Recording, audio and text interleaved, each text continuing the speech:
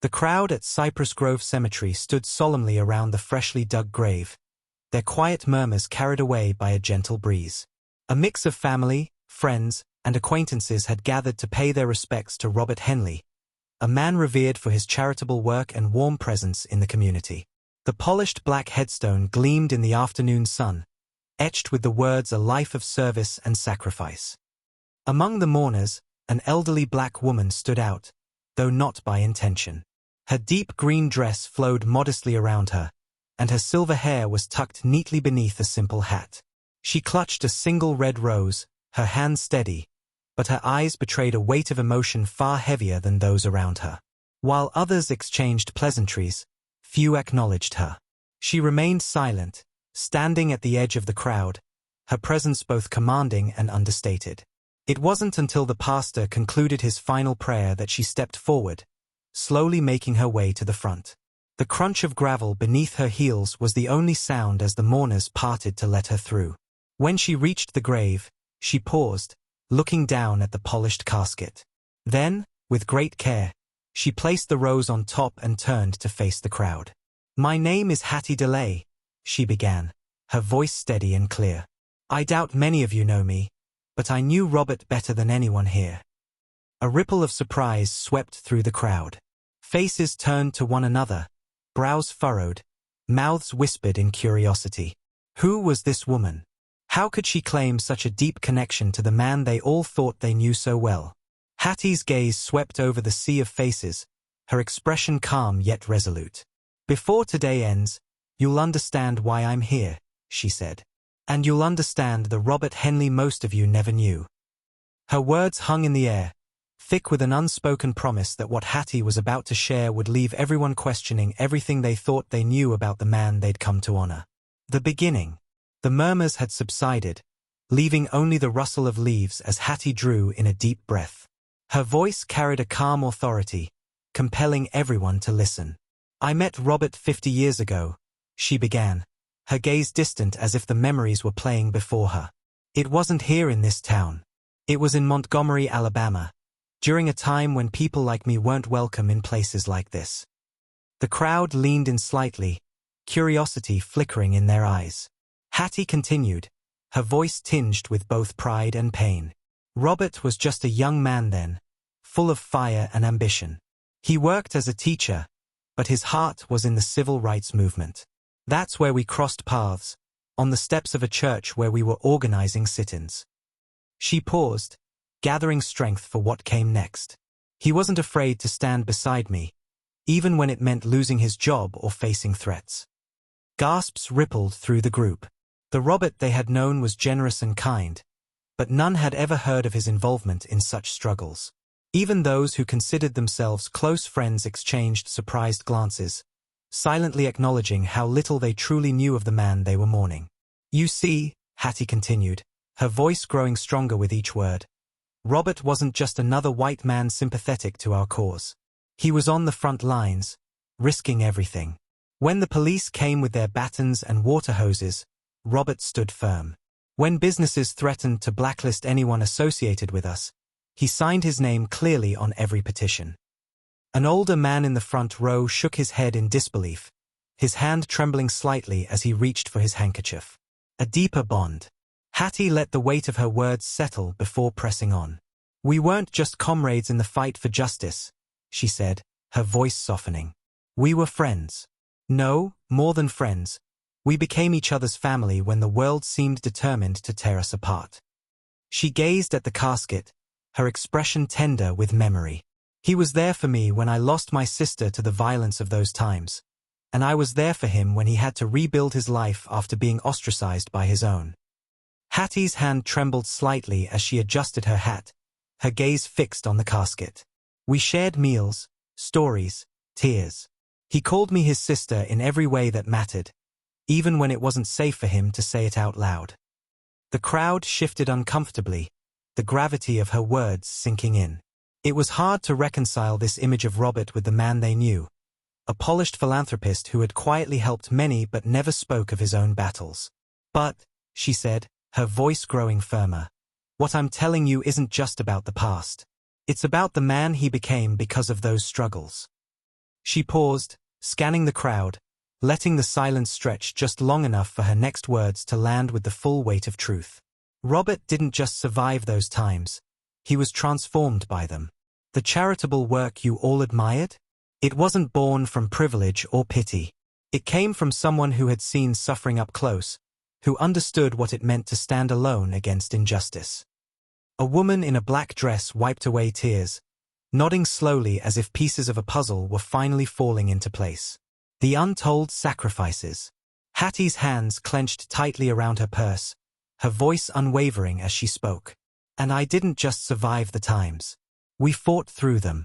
But that fight demanded sacrifices that left marks on both of us, marks most of you would never see. She glanced at the crowd, her piercing eyes meeting theirs as if daring anyone to look away. In 1967, Robert lost his job for attending a march in Selma. The school board called it unbecoming conduct, but we all knew what it really was: retribution. The crowd's silent shock was palpable as Hattie continued. He didn't tell anyone here about it because he didn't want pity. He packed up what little he had and moved to a small one-bedroom house on the south side of Montgomery. That's where he lived, scraping by on tutoring gigs, never once abandoning the fight. Hattie's voice cracked slightly as she continued. When my own house was firebombed in retaliation for hosting meetings, it was Robert who showed up in the middle of the night with his car. He drove me and my 2 nephews to safety without hesitation, knowing full well the risk. A collective gasp rose from the mourners. This wasn't just a story about a kind man. This was a revelation about a hero they had never truly known. Do you know what Robert did after getting us to safety? Hattie asked, her voice growing firmer. He went back to that burning house to salvage what he could of my family photos and my father's Bible. He suffered burns on his arms that he carried for the rest of his life, hidden beneath those fine suits you all admired. She turned back to the casket, her expression softening. That's who Robert was, not the polished man in the tailored suit most of you remember, but someone who walked through fire for the people he cared about. The crowd stood in silence, captivated as she pulled a folded piece of paper from her purse. This, she said, holding it up, is a letter Robert wrote to me in 1972. I want to read just one part to you. Hattie unfolded the letter with care, her hands shaking just enough to show how much it meant to her. She began to read aloud, her voice trembling but clear. Hattie, you are the sister I chose when life gave me none. We have shared burdens no one should bear, but I would carry them again for you without question. You remind me every day that love is not about blood. It's about who shows up when the world turns its back. Her voice broke on the last line, and she paused to regain her composure. The crowd, previously so stoic, now shifted visibly, some dabbing at their eyes, others staring at the ground in shame for not knowing this side of the man they had come to honor. Robert never turned his back on anyone, Hattie said, folding the letter again. Not even when it cost him everything. And yet, how many of you here knew any of this? How many of you cared enough to ask? She let the question hang, the weight of her words pressing on the group like a heavy fog. The hidden truth. But as the truth of Robert's sacrifices sank in, Hattie revealed something even more profound, an act of courage that would redefine his legacy forever. The air seemed heavier as Hattie pressed on, her words laced with both sorrow and defiance. There's one more truth about Robert, a truth none of you would have guessed, yet it's one that shaped everything he stood for. The crowd tensed, hanging on her every word as she took a steadying breath. Robert didn't just fight for others. He fought a battle no one could see. For years, he hid the fact that he was supporting a child, a son he couldn't openly claim because of who the mother was. A collective gasp rippled through the group. Hattie's eyes swept the stunned faces, but she pressed forward without hesitation. His son, Samuel, was born to a woman Robert couldn't marry because of the time and place they lived in. The boy was black, like me, and Robert was forced to keep it quiet for fear of what it would do to his career and reputation in certain circles. The whispers grew louder now, people exchanging glances of disbelief, but Hattie wasn't finished. I was there when Samuel was born, she said softly. And Robert made sure that boy never went without. He paid for his schooling, wrote letters every week, and visited whenever he could, under the cover of darkness. He made sure Samuel had everything he never had growing up, a father's love, even if it had to be a quiet love. Tears welled in her eyes, but her voice stayed strong. And Samuel, the man you didn't know existed, is here today. At that, a tall man stepped forward from the back of the crowd.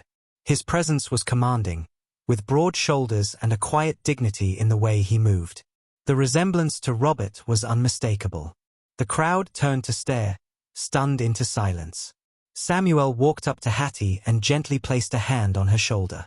"Thank you," he said quietly, his voice thick with emotion, "for everything." Hattie smiled at him through her tears. "It was always my honor." She turned back to the group, addressing them once more. "Robert loved all of you in his way, but his truest love was in the people he fought for, those of us who didn't have the luxury of being seen in polite society. That's why I'm here today, to make sure you know the real man behind all the accolades." The silence that followed wasn't just shock, it was reflection, a reckoning with the truth that had been hidden in plain sight. The legacy revealed. The crowd stood frozen, the weight of Hattie's words settling over them like a blanket too heavy to shake off. The murmurs that had filled the air earlier were gone, replaced by a deafening silence. All eyes were on Samuel, who stood tall and resolute beside Hattie, his presence a living testament to the secrets Robert had carried. An older man near the front of the group cleared his throat, his voice breaking the stillness. I never knew," he stammered. "Robert never said a word about any of this." Hattie's gaze softened as she looked at him. "He wasn't the kind of man to seek praise for doing what was right," she said. "But make no mistake, he carried the weight of these sacrifices every single day." A middle-aged woman, her face streaked with tears, stepped forward hesitantly. "I remember him helping my family when my father lost his job," she said quietly. "I thought I understood his kindness, but now it feels so much deeper." "That's because it was," Samuel spoke up, his deep voice carrying across the cemetery. "My father didn't see charity as giving from above. He saw it as standing alongside. That's why he never talked about his donations or his work. For him, it wasn't about recognition, it was about connection." Hattie nodded, her voice steady yet filled with emotion. Robert didn't just give out of convenience. He gave because he understood what it meant to go without, and he never wanted anyone to feel that same pain. The group began to stir, fragments of their own memories of Robert bubbling to the surface. Each story shared painted a picture of a man whose generosity and strength were rooted in a life few of them had truly understood. But it wasn't just the memories that hung in the air, it was the guilt. Many began to realize they had only known the polished version of Robert, the man who wore his success like a shield to protect the truth of his struggles. "I feel like we failed him," an elderly gentleman said, his voice breaking with emotion. "We celebrated his achievements without understanding the cost." Samuel shook his head gently. "My father wouldn't see it that way," he said. "He chose his path, and he walked it with pride. What matters now is what we do with his legacy." The final gift. A young man near the back finally spoke up, his voice trembling with emotion. "It's not fair," he said, his hands clenching into fists. "He deserved to be celebrated for everything, not just the parts we wanted to see." Hattie turned to him, her expression softening. "You're right," she said.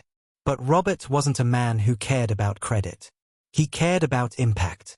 And his greatest legacy isn't the plaques on the walls or the accolades in your programs. It's the lives he touched.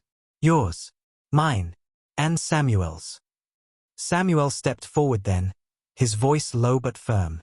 "My father always told me that the measure of a person isn't what they leave behind in things. It's what they leave behind in people. And standing here today, I see that he left behind more than I ever imagined."